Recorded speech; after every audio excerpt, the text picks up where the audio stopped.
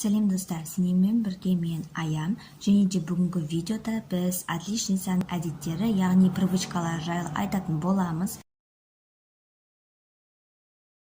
Яғни көп сөзбай бастаймыз.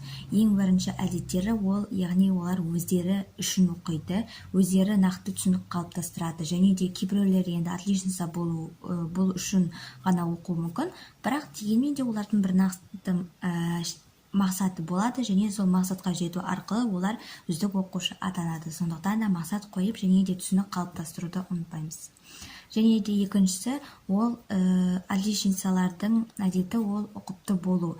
Яғни оқу құралдарын таза ұстау, кітаптарды сызбай, жыртпай, ұқыпты қылып ұстау. Сол әдеттер апайларға ол отличница екен, сабақты жақсы оқитын, сабақтарды жақсы көретін дәлелдейді. Яғни таза оқу құралы болса, яғни зейіні де, білімі де күшті деген сөз. Енді келесі үшіншісі ол әр пәнді мұқият зейінін қойып, ұқыпты қойып оқу. Яғни әрине де барлық пәнді оқу, барлығын күшті оқу, жақсы көріп оқу мүмкін емес, бірақ дегенмен де отличница болу үшін барлық пәннен 5-ке шығуға тура келеді. Сондықтан да олар барынша тырысады. Және де енді келесі төртінші әдеттері әр кешке олар келесі күнгі сабақтарды қарайды, өткен күнгі тақырыптардың барлығын қайталап, келесі тақырыптарды, алдағы тақырыптарды бір көзбен жолу жасап шығады. Сол арқылы олар әрбір тақырыпқа дайын болады, және де апайдың айтқан сұрақтарына жауап беріп отырады.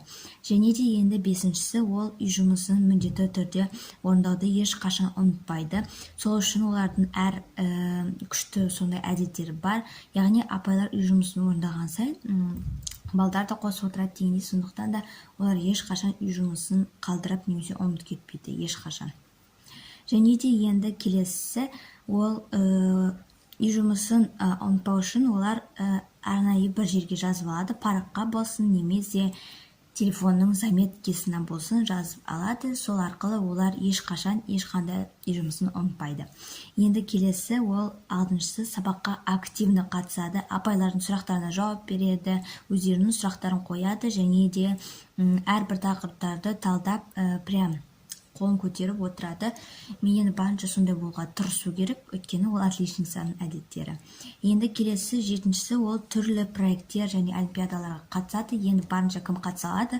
Любой олимпиадаға қатыса беріңдер. Мүмкін сендерге өздеріңе ұнайтын олимпиаданың немесе пәнді ұнатып қалған олимпиададан орындар алып қалулары мүмкін. Сондықтан да барынша берілмейміз, олимпиадаларға, жарыстарға қатыса беру керек.